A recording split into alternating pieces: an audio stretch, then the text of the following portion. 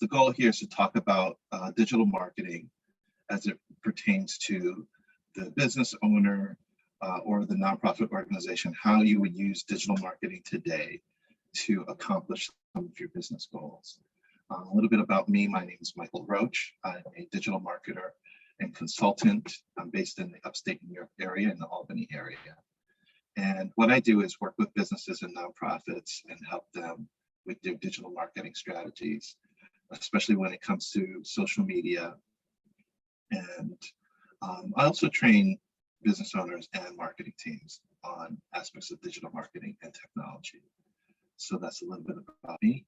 The other thing I wanted to mention too is I'm very passionate about startups in general, and I'm always cheering them on, and I like to be a resource as you get your business goals accomplished. So we'll get into it. Social media. Now, I know that a lot of folks from time to time, when I mention that word, I say, let's start doing some social media stuff or learning about social media. Sometimes we'll hear groan in the audience that people are like, uh-oh, because there's maybe a sense of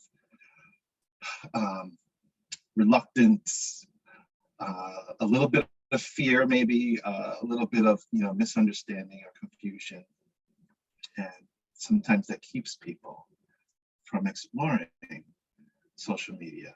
And I understand why. Social media is, in a lot of ways, it's always changing. It is a moving target. The moment you think you understand something about Facebook, it changes. There are new things coming up like every month or every week, it seems. But I always want to tell business owners, entrepreneurs, business leaders in general, and nonprofit leaders that it's like technology in a lot of ways. Technology is always going to be changing. You don't have to know every corner of social media. You just need to know how to use the tools to accomplish your business goals. And your business goals are going to be different from other people. Even the same individuals in your marketplace, your competitors, your business goals may be different. So with that said, we're going to take this slow.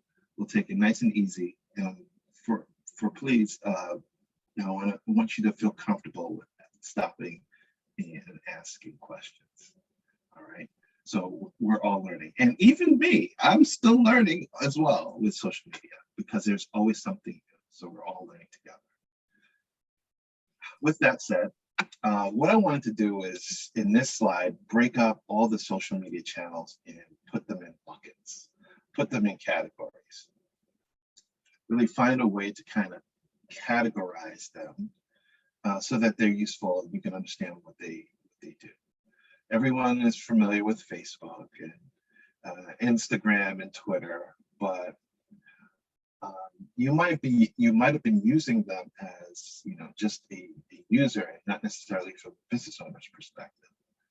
But from the business perspective, these tools can open up so many different possibilities, so many different ways that you can explore what people are thinking about, what people are saying, the different conversations they're having as it relates to problems or challenges that you could identify and be better at sales.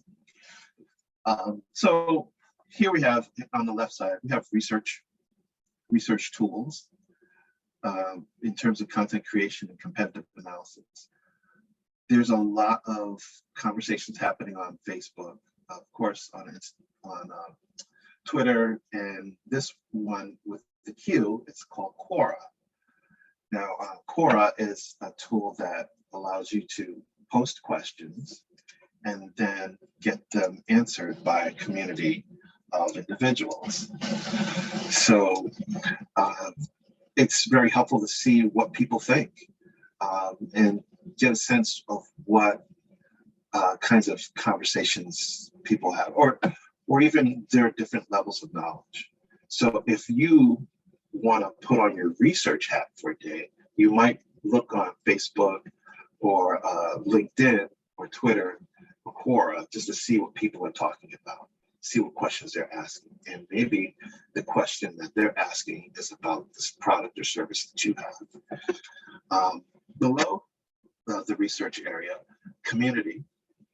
Now, these tools are grouped in the sense that there's like a community here, a base or a discussion group. Facebook groups are on Facebook. There are LinkedIn groups. This one is Reddit, and this one is Discord. So these are private / semi-private groups where people are having conversations, even based on not just wide open topics in a sense, but a lot of times these topics are based on, even very specific things, like Facebook groups for, small business owners, or Facebook groups for digital nomads, people that work and travel the world. So you can find just about any group there.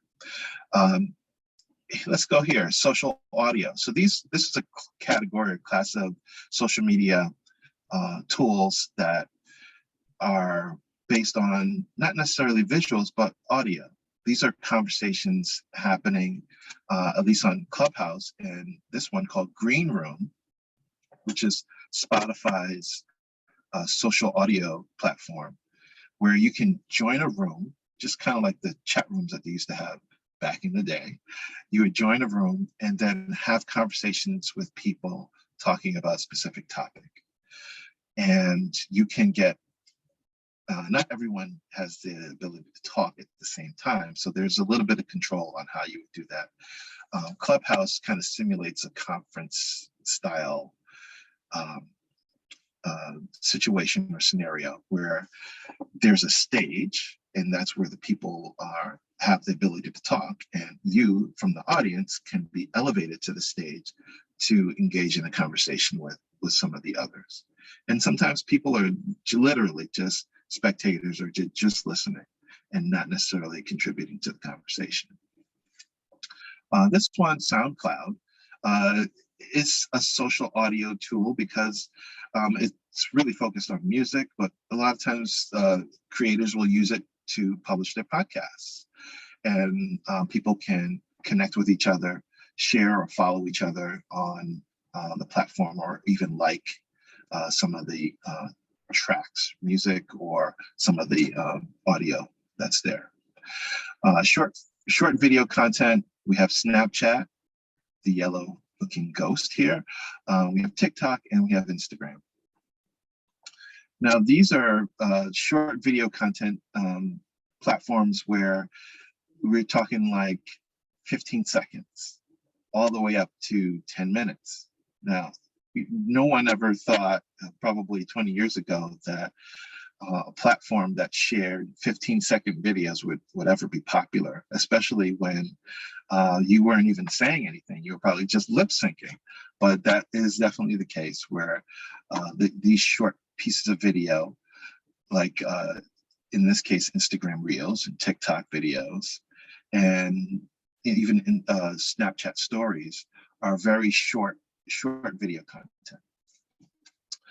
Messaging and communication tools, these fall along the lines of social media, but they're meant for private one-to-one communication. So we have WhatsApp here, Instagram, where you can direct message people. You can message people through Snapchat, and this one is Telegram. Other areas, we have video and streaming. We have Twitch, YouTube, Facebook, LinkedIn, and Instagram. You can go live on these platforms and stream video. And you can go natively live within these platforms, but you can also use tools that will allow you to go live on multiple channels at the same time. And if you're curious about that, there's a platform or tool called StreamYard that will allow you to you create an account, and then you can go live on Facebook, YouTube, and LinkedIn at the same time, which is pretty cool. And you can also record something and to restream it to those platforms.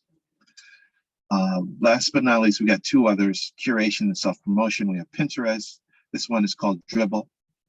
If you have done any graphic design or you're in the arts, you're probably familiar with Dribble, where people use it as a portfolio to create their graphic designs and then get other people to see them and comment on them.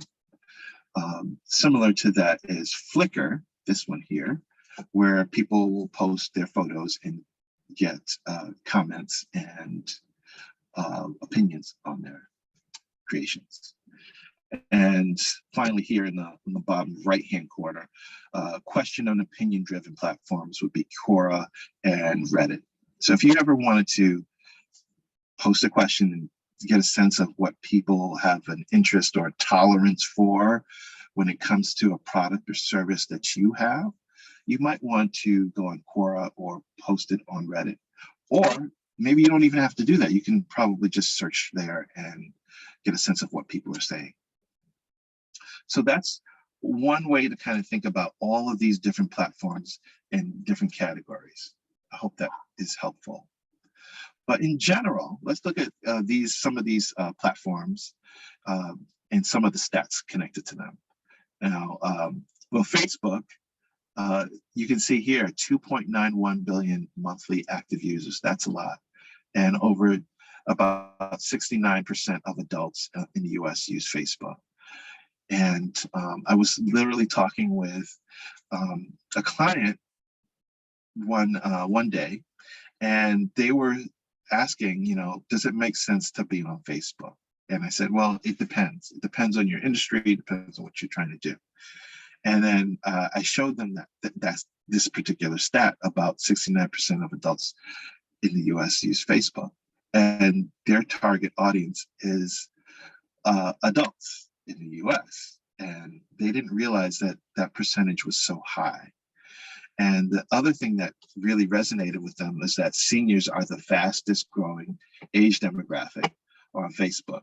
It was another good reason for them to think a little bit harder about whether or not they want to spend their time on Facebook with their business. So I'm not going to read every single thing here, but I just wanted to also point out that people spend about 33 minutes on Facebook daily, which is a very interesting stat. With Instagram, there are about 2 billion monthly active users. These are folks that log on multiple times in a month, and they would be considered active across a 30-day period. Instagram has 1.9 billion daily active users. I mean, these numbers are, astounding when you really think about it. 123 million Americans use Instagram. Now, as you're looking at these stats and you're thinking about these huge numbers, you're probably already on these platforms as a user, but think about whether it makes sense for your business to spend the time there. And there's still a lot of factors you need to think about and ask, like, is my audience here? Is there a way that I can tap into a specific demographic with a channel like Instagram? Other things I wanted to point out, 71% of US businesses claim they use Instagram. That's quite a bit. I'm sure that number was a lot less before years ago. And I think years ago it made less sense. It was hard to find a good business reason for companies to be on Instagram, to post content, when all of it was photos and videos. But now businesses feel like a lot of consumers are there, and there's good reason, because 70% of shoppers look to Instagram for the next purchase. So shoppers, consumers are using Instagram to help them make the purchasing decisions. So these are strong reasons for why you might want to reconsider, if you're not there already, about getting on these platforms. Now, what to do when you get on these platforms. That's a whole other story. Well, we will take care of that in a little shortly, in a little while later. All right. So yeah, in the chat, it was a question posted. You know, how many of you are on Instagram? Just curious to see how many of you are on that platform using it. I'm always curious to know like how many people are using it beyond, you know, like a personal account. They're using it for business. So, okay, we're seeing some really great comments in the chat about folks on Instagram. Okay, I see a comment here about being on Instagram, but don't post to it. Now there's, I'm not sure what the reason for that. I'm curious to hear about that, but I can say that if you don't have an account for your business, you might want to just get one. Even if you don't post to it, reserve the name, because if someone takes that name, it's gonna be very difficult for you to get that name back. So if you have a name for your business and it's consistent, so that you want to make sure you get that name or reserve it for, you know, Facebook, Instagram, Twitter, you know, and all these other platforms, even TikTok. If you're not posting on TikTok, that's fine. Just reserve the name. That's my recommendation. And I see some other comments here. Yes, reserve your business name if possible. And haven't had the time to figure out and understand Instagram. Okay, that's perfectly fine. So we will be working toward that goal today in the presentation. Thank you so much for your comments and your feedback here. All right. LinkedIn. LinkedIn is a great social media channel. A lot of people don't think of it as social media because it's for you know, professionals, or they may think that it's B2B, but with over 810 million members worldwide, I mean, how could you, you know, continue to, you know, not pay attention to this huge channel, especially if, you know, over 40 million people use LinkedIn each week, and they're using it to, of course, search for jobs, but they're doing it to also think about the things that they want to purchase in their organizations. I love this stat here. About 4 out of 5 people on LinkedIn drive business decisions. Now, if you are selling to, if you're selling to businesses, even if you're not selling to businesses, you're selling to consumers, you might want to consider or reconsider LinkedIn as a channel to maybe advertise or show some digital presence on, because there are people there that are in a position to make buying decisions. Other thing I want to say about LinkedIn too is I thought it was pretty compelling that 57% of LinkedIn users access the site through a mobile device, which is pretty interesting. All right. So I got an interesting comment here about someone says, I recently did a total overhaul of my LinkedIn, but could definitely use tips on how to use it most effectively for my type of business, or even just networking. So this is a really good question, and I want to take a moment to address this. So actually, if you can just come off mute for a second, I'm just curious to hear if you have it as, if you're using it as a person, or are you using it as a using LinkedIn company page? Using it as a person, I didn't even realize there was such a thing as a company page. Okay, and remind me of your business, to me about your business. So we are a weekly podcast and a blog. The podcast discusses all the films and shows of the Marvel Universe from a feminine and inclusive perspective. Okay, gotcha. Right, I remember now. Okay, weekly podcast. So yes, so yeah, you can absolutely get a lot of benefit from being present on LinkedIn as a person and sharing content. articles, links to podcast episodes, and things like that. I think you would get even more benefit from creating a LinkedIn company page, which is kind of like a LinkedIn's version of a Facebook business page. And what it does is when you create your personal account and you show that you're working somewhere in that particular business that you've identified, people will then be able to click on that business, and then it will be taken to a company page that has more information about your company, where it's located, maybe some of the posts that your company creates. So you can post as a person, but you can also post as a company and have some of those maybe more sales-driven posts for your company page. My biggest challenge with it is, do I post more about the podcasting industry itself, about content creation as a professional in the podcasting industry, or about our content? Because I feel like our content specifically is not geared toward LinkedIn.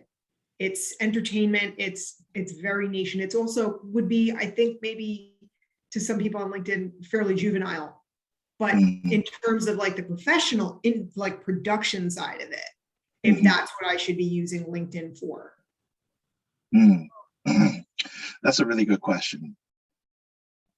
So I could say this, excuse me, you really want to, and on any channel, just post about, your own content all the time. And you probably are already aware of that.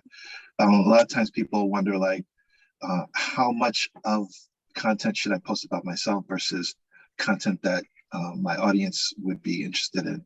And of course, your audience is interested in your content, but if you can find pieces of content that would be helpful to your users, even though you're in an entertainment industry, I would still see a huge business reason for being on LinkedIn, because there are, in a lot of ways, what you do is connected to a lot of different commerce in a lot of different areas. And I would say, as far as, streaming of digital content, just in general, or at least even the platforms that you're using to create the podcast, technology that you're using to create the podcast, these streaming platforms or these content delivery networks or distribution networks. I think there's like a whole ecosystem that, because your business exists, it supports a whole lot of other markets. And I think there's a good business reason on being on LinkedIn. And what you would say, I think that's the tricky part, is maybe identifying what your consumer or your customer might find value in content around what you do, keeping them interested, keeping them educated and informed. So I think that's about as far as I can say right now. But I would say also try to be visual, and you can use things like videos too, short videos, I would say, to keep people interested in about your field or about your product and the benefit it has to the overall market of entertainment. Thank you. That's very helpful. Sure thing. All right. And thank you for giving some more information and helping me understand more about your business. All right, I did see another hand. That was actually just regarding the Instagram question. So we're good. We're good. Okay. All right. Thank you. So with Twitter, Twitter is a channel that I should say I hear a lot of business owners they want to avoid and stay clear from. There's a lot of reasons for that, right? Probably. But I would say that there's a good business reason for being on Twitter, especially if you're in tech, but not only if you're in tech. I see pockets of interest in a lot of different industries, even food, technology, entertainment, even the film industry posting on Twitter. Of course, politics is all over Twitter, but an estimated 353 million monthly active users are there. And just think about 500 million tweets are sent each day. That's just mind blowing. You can find about a quarter of American adults using Twitter. And surprisingly, less than a third of them are of those Twitter users are women. And all Twitter users. Also pretty interesting. And Twitter users generally have a higher income, which is also another interesting piece of stat. Going through Twitter, after Twitter, TikTok. It's the 6th most used platform in the world with over 1 billion monthly active users. Now, just like Instagram and maybe Facebook as well, a lot of business owners were very conflicted. Like, wow, should I be on TikTok? Should I think about it? And if I were to get on TikTok, is it going to have to dance? Do I have to lip sync? I don't like dancing. My business is very serious. That's just not part of my personality. So I hear a lot of these different kinds of things.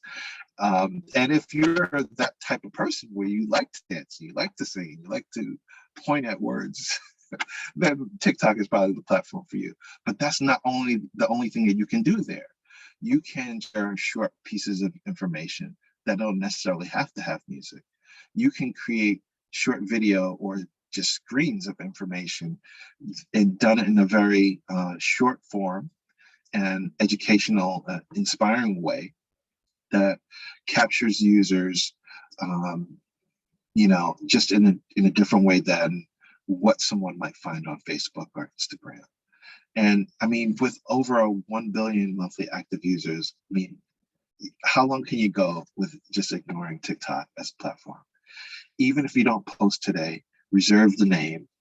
And I recommend going on TikTok as a consumer, if maybe set up a personal account and just consume, learn about what is trending, what songs people are using, and also just how some individuals and businesses are using it for things that you least likely expect. There are lawyers on TikTok promoting what they do and getting interest. There's professional Microsoft Excel users on TikTok promoting what they do. And the list goes on and on. All right. Nothing else I want to say about TikTok other than these are really important numbers that you certainly want to pay attention to. And you'll be getting the slides of this.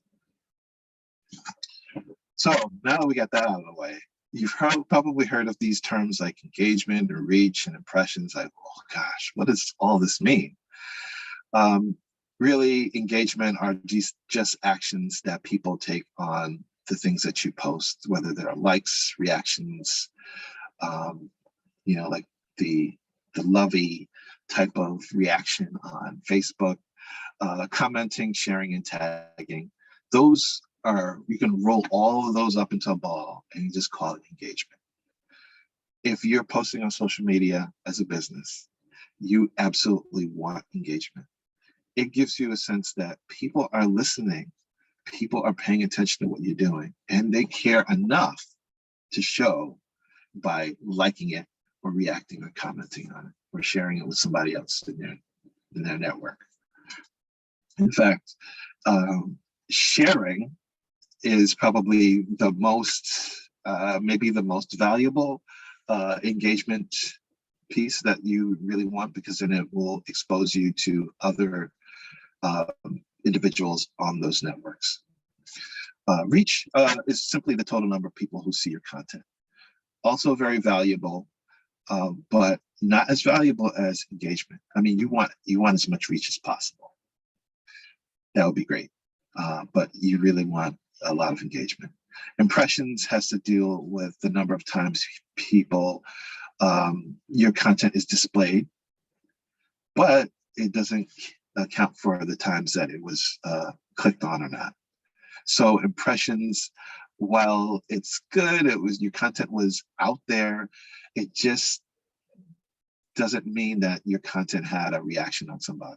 So this is probably the weakest metric in terms of social media that you might want to use. It's important, it's just not as significant as reach and engagement. Now, in terms of the content, you're probably posting content on your social media channels as a business or even as a person.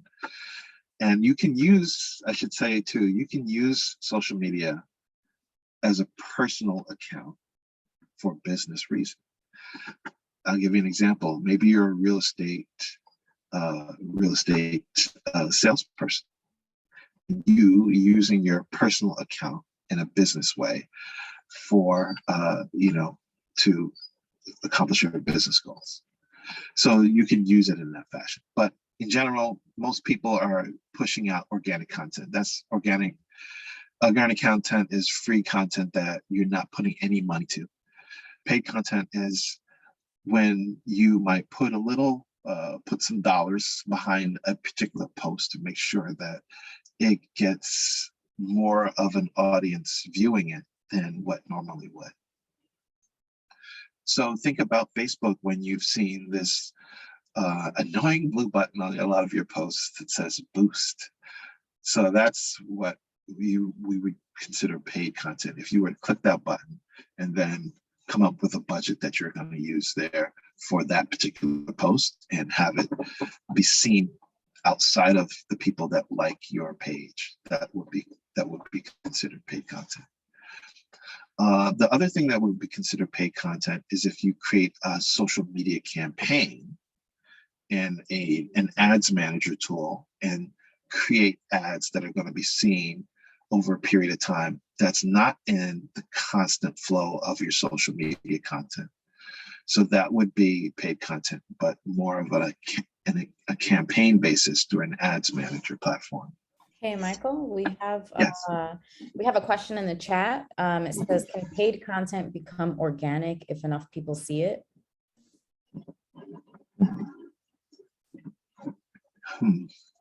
Okay. That's a really good question. Can paid content become organic? I would say that yes, it can become organic. Because I'll give you a scenario where you may post something and post something organically, right? And you boost it. And because you've boosted it, many more people commented on that post, and they share it with others. And then you stop paying for that boosted post. But that post starts gaining more momentum because more people see it and they start reacting to it.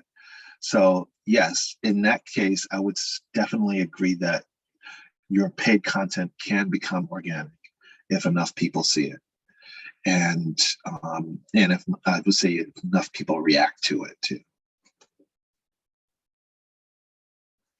That's a great question. And I should say too, that that's a great strategy for getting a little bit more of your content seen. I think a lot of times business owners will just post organic content, and it's great to do that, to see that you show that you're present on these social channels and that you're like the lights are on or there's somebody home in terms of the business. They're posting content regularly. That's great. But every now and then it's important to, especially these days, put a little bit of budget behind certain posts. Maybe not all posts, but strategically, so that you can expand this content beyond the audience that's already getting it. And unfortunately, the cards are stacked against you. The social media channels, even though you have your audience that like your page and all this, they still are not going to see all of your posts because there's so many people posting that it's hard for all these posts to show up in someone's feed, and not everyone is on social media at the same time too. So you got that. So because there's so much content out there, the social channels have to figure out who gets to see what. And that's going to take us to our next, one of our next definitions. But you've probably heard of the algorithm. And then, yeah, so that was a fantastic question. Thank you, Patrick. I'm going to get to the algorithm in a moment, but I should say too that in order to deliver and distribute all this content out so that people see it, these social media platforms use an algorithm, and it detects what people like or what people are interested in and shows that to their feed. And then sometimes you do need to push a little bit of money behind a post just so that it gets seen beyond your audience, or so that more people see it, which gives them a chance to react on it. So I think that's a good strategy to do, just on some strategic posts. So virility and viral moments. So everyone has heard the term going viral on social media, right? What it is, basically, it's you're trying to get content that reaches a high level of awareness. I mean, so much so that you become a household name in moments, in days, in weeks, because of people sharing this, becoming exposed to it and talking about it. And you could post something on social media and it could go viral, or you could just share something on a website and that could also go viral. So there's a lot of different ways that something could go viral. Sometimes it's a moment that is, not intended to be public, but somehow gets leaked and it becomes a viral moment. So, but how does this relate to you as a business owner? I love to talk about viral moments because I don't think becoming viral or trying to make something viral go viral is a necessarily good strategy, because sometimes it could have an unintended effect on you. And while going viral seems like it's a good thing, it can sometimes have, unpredictable consequences. So be very careful here. Sometimes things go viral and there's no explanation why. You see in these pictures, these are memes in some cases. This is like a funny moment that happened during a public press conference. There's some things that were just shared on social media and for some reason just went crazy. I want to point out two of these particular moments. This one here, this is someone called Kombucha Girl. Kombucha is a bubbly drink fermented with, anyways, it's not too many people find it particularly, and one of the people is this person. Her name is Brittany Tomlinson. She had this reaction to drinking kombucha and on social media platform, and it went viral. Because this went viral and was seen by so many people and so many people reacted to it, she was able to capitalize on that viral moment because people were watching and sharing. They found out who she was. She turned herself into an influencer. Now she's doing show pitches. She's signed to a talent agency and she's making more YouTube videos. So that's, unintended. She wasn't expecting that. This egg that you see here is the famous Instagram egg. For those that don't know, someone took a picture of an Instagram of an egg, and this egg is the most liked social media post on Instagram, with over, when checked today, 55.9 million likes, which is unbelievable. This account that consists of one post has 4.7 million followers. Now, what's going on here? Somebody took a specific moment and they, for whatever reason, it caught on, but they're able to take this into a lot of different different directions. I think you can learn something from these viral moments by seizing the opportunity. Sometimes when something performs well, and we'll look at metrics in a little bit more, like analytics. When something performs well, you might need to jump on it and extend the life of it by putting some money or some budget behind certain things. Or sometimes take a chance when you want to have something be seen, or you think that you feel really strongly about something in your business, and put it out there. And sometimes when you make a mistake, and it's kind of like a blunder or something funny, sometimes that catches people and it shows that you're human in your business. Right. So yeah, a lot of people, I hear some people saying that they never saw it. Yeah, and viral moments are always happening for the right and wrong reasons. But moving along, in terms of like, okay, you told me about these social media channels, that's great. You told me about viral moments, that's also great. And you told me about the stats. What do I do? What do I post? How do I figure out this text and the visuals? And I have general advice here. With your content in general, you want to have high quality content. There's nothing worse than content that is very pixelated, very hard to see, very blurry.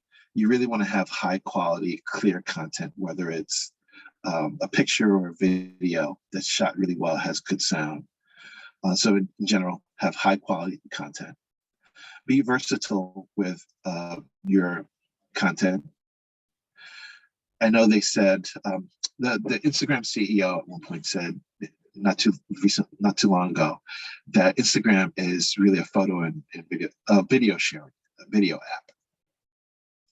And yes, so that means that they're really going to have a preference for showing more video and making sure that the algorithm favors video content over photo content. And that's true. But just because the Instagram leadership says that it's a video app doesn't mean that you can't share photos. It doesn't mean you shouldn't share photos. I think you have to be versatile and share a little bit of both. If your audience is trained to always see photos, that will eventually fatigue them and they will start to lose interest. So I think showing a mix of content is good. When you have your content, tell a compelling story. I know storytelling is a big topic when it comes to marketing in your business. If you don't find a way to tell a story, you can potentially bore your potential customers. You want to give them a reason why they should do business with you on an emotional level. And once you capture them on an emotional level, then you can kind of take them along with you on your journey, and so that they understand more about your business. And with content, I said you absolutely need to have a call to action. You can't overdo it. So a call to action really is a directive that's supposed to tell the person what to do next. So I'll give you an example. So let's say I write a Facebook post and it's about the business and I'm trying to get visitors to come into my store.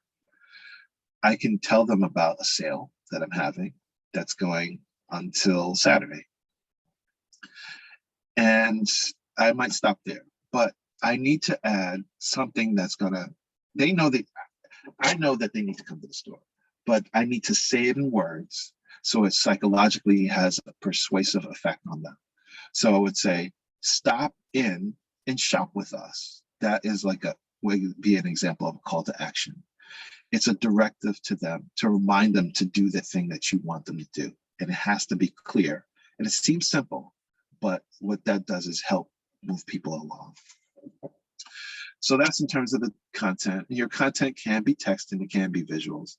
But in terms of your text, have one message. If your social media post is saying too many different things, like you try to tell people about, this product and that product and, all these different products that you have, or, like 4 different services in one social media post, maybe that's too much. You really want to have one message. right? Be clear. You can break that, let's say you have those 4 products, you can break that into 4 posts perhaps. And if possible, take a short time to make an impact. There's nothing worse than, going for a long period of time or with a lot of text and not really saying a whole lot.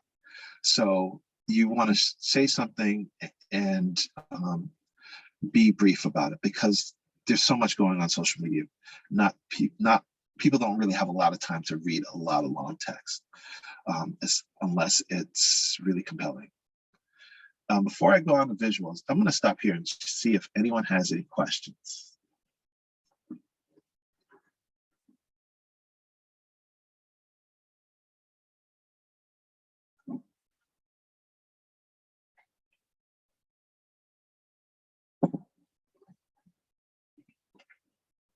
Okay. All right, thank you.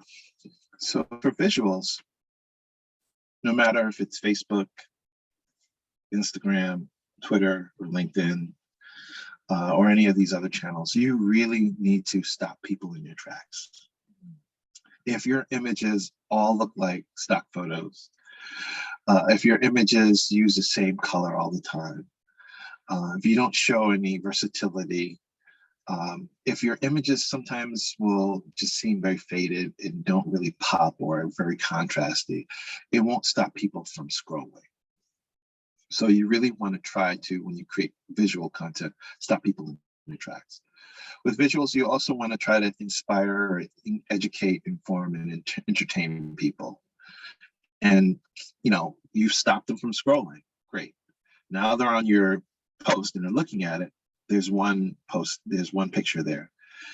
What does the text say? Is there a way that maybe you can have them scroll through a carousel to show them other things to keep their interest?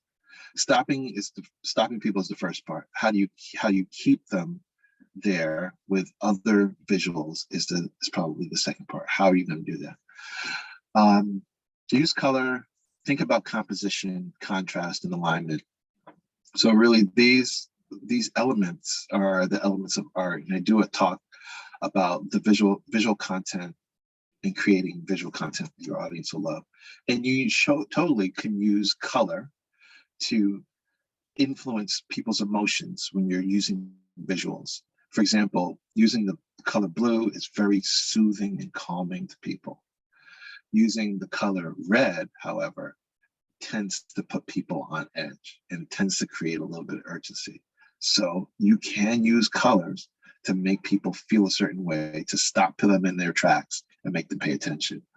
You can also use composition and contrast. So something that's very faded doesn't have a lot of contrast, but something that shows a definite difference between light and dark will definitely show a lot of contrast and may stir up someone's emotions and make them want to see, like, what's going on there? That seems very dramatic. You can also have fun with alignment, where you can make things that are left aligned, centered aligned, or right aligned. And finally, show. Don't tell people. Show them. Incorporate video if you can. Not all the time, but show people with visuals what it is you're trying to convey to them. Maybe you could do this by maybe a short 30-second video, or maybe you could do this with a series of still pictures. All right, so just something to think about there. Hashtags. A lot of times I get questions about hashtags.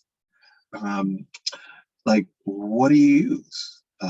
Can anything be a hashtag? Hashtags really are probably one of the most celebrated and recognized symbols in popular culture. And what hashtags do across all of these channels, they help us discover new content. And it gives us, as a business owner or as a personal or professional brand, gives us a way to categorize content on social media networks so that people can find us. All right. So it's the number symbol with a word. And what these are supposed to do is really spark conversations and encourage engagement. And many of these social media platforms, people can follow hashtags, which is pretty cool. in terms of what things you can post in terms of post types and ideas, you could post things like advice, post things about events, photos and videos. You could celebrate a moment. You can ask your audience questions. Things like quotes or memes, inspirational quotes even, or motivational quotes, something like a Motivational Monday type of post is always popular.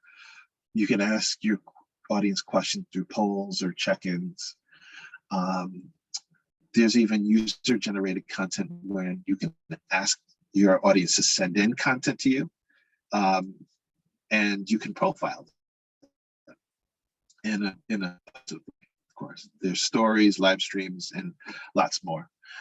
There's a great question here. Someone says, how many hashtags for one post? So that is a great question. And it depends on the channel. For Facebook, you could, I've seen anywhere between 3 hashtags and 10. I would say on Facebook, fewer hashtags, because a lot of people tend to not use hashtags as much on Facebook, though I think it's probably growing in number. Instagram, you can use, some people don't use any, some people use somewhere between 15 and 30. I've seen a lot, so a lot of variance in there. So I would say for Instagram, you could use probably 15 to 20 hashtags for a post.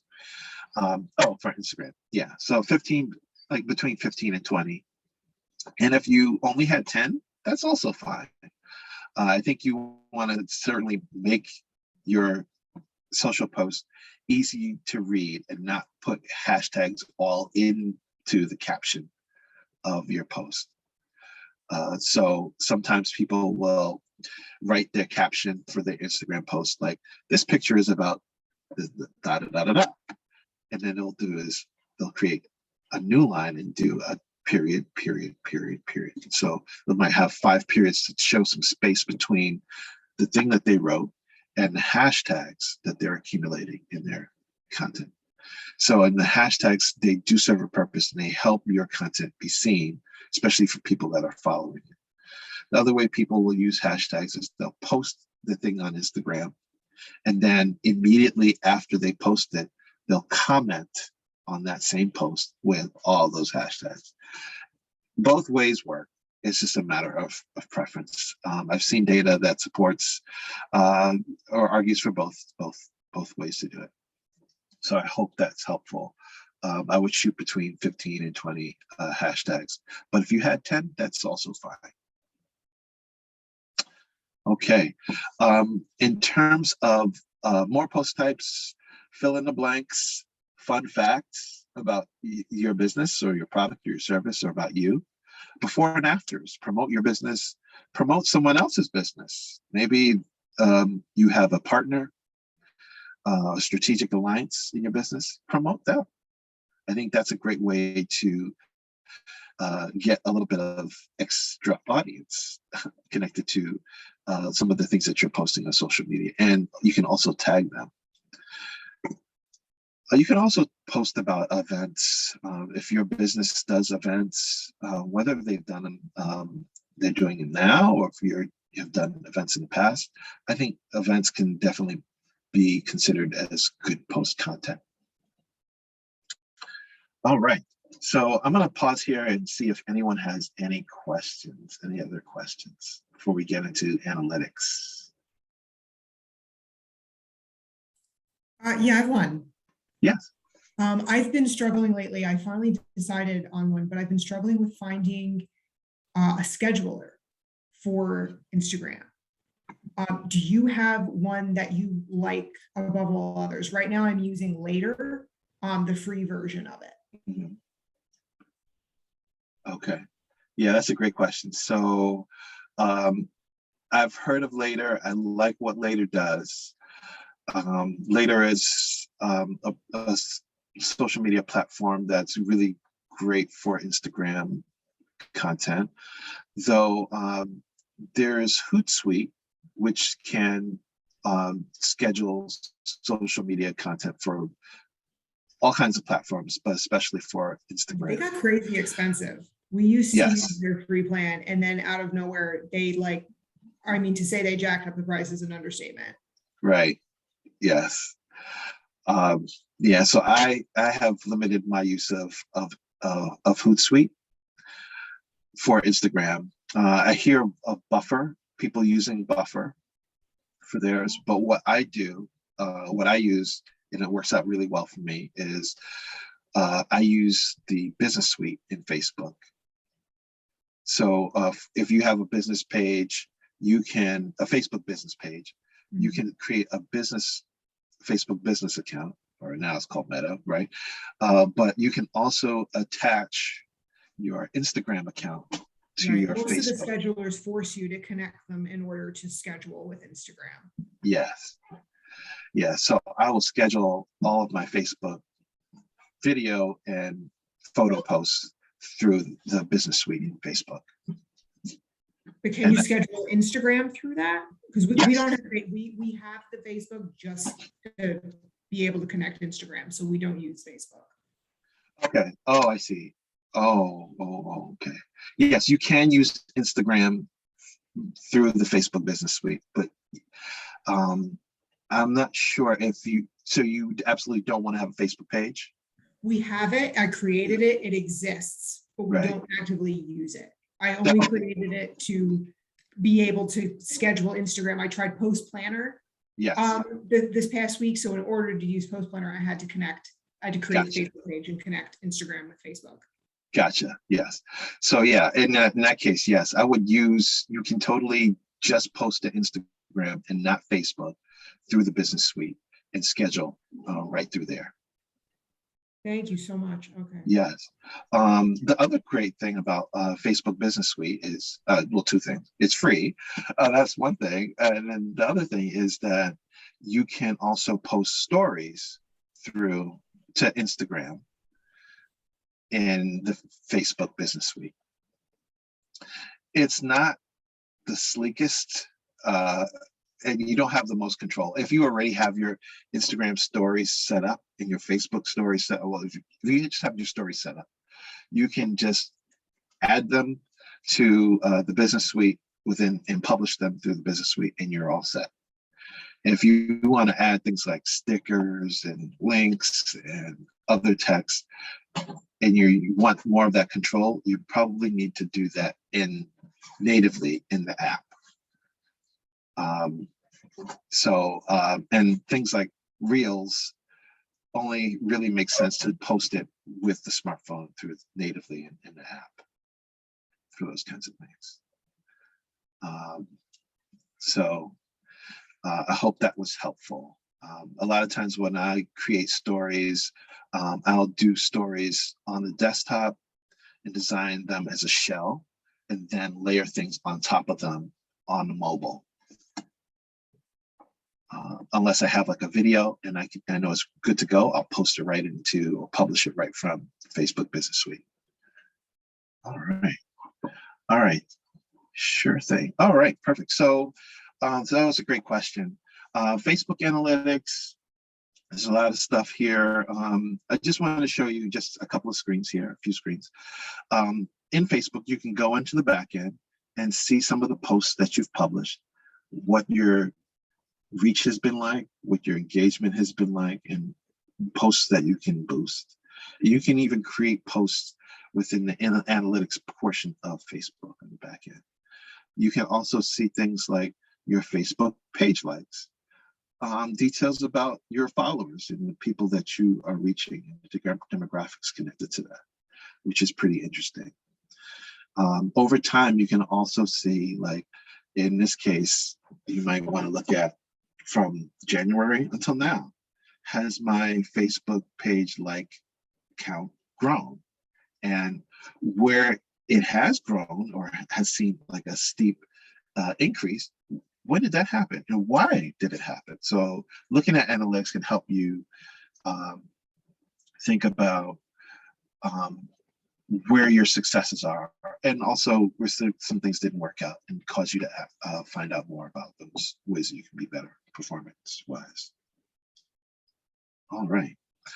For Twitter, you have some analytics tools that are native in the platform They'll allow you to see what your tweet activity has been like, where your tweets have earned a number of impressions, or even clicks over a period of time, or your, in this case, engagement rate here on the right-hand side. So for every day, you could look at and say, well, okay, why did my post do really well on February, February 12th or on January 2nd? Maybe there's something in that content that you can reproduce to perform really well more often. So that's kind of how you might use analytics, especially for Twitter. And also you pay attention to maybe the hashtags that you use for that particular tweet. Now this is mainly based on what users really wanted, or I talked about last week. Attendees, people showed an interest in wanting to know more about analytics, and we'll do a closer demo just before we end today. So Google Analytics came up last week, and I wanted to just show you just a couple of screenshots of kind of like what Google Analytics looks like. Google Analytics isn't so much about social media, it's about your website. It's a tool that quietly runs underneath your website that tells you and captures all data about people who visit, where they visit, how long they go on your page, or which pages they go to, how long they stay on these pages, any things that they download, or if they return or not, or if they're new users, all kinds of stuff.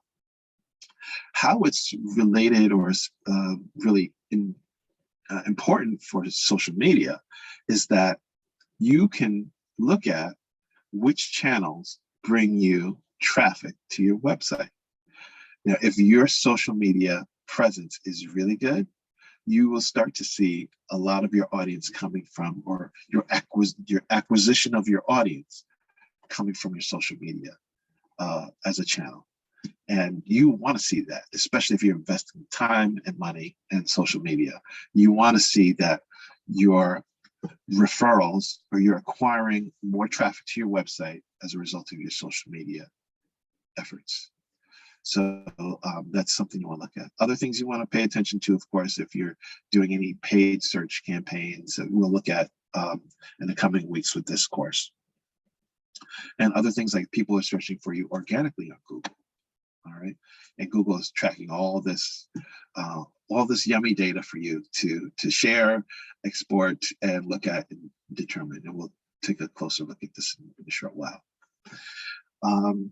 Content creation. I'm going to pause here, and this is a good place to pause, actually. Let's see. Stop share. Let's see. All right, so I'm going to share my screen and just kind of walk you through what all of this looks like, and in terms of all these different platforms here. Just while you're bringing that up, Michael, I just want to let everyone know we're actually going to pause this section. So you guys will still get the slides, so you can kind of refer back to those screenshots. I have a hashtag library tool that allows you to collect and organize all the important hashtags that you use for your organization. And they're based on your industry, your community, trending hashtags, and the like. And then finally, I have resources at my website, michaelroachcreative.com/resources, free and paid things, but they are very helpful things like guides and worksheets to help you be better at marketing your business. Questions, answers, and thank you. Thank you so much for hanging in with me today, folks. I really enjoyed this. And so many great questions.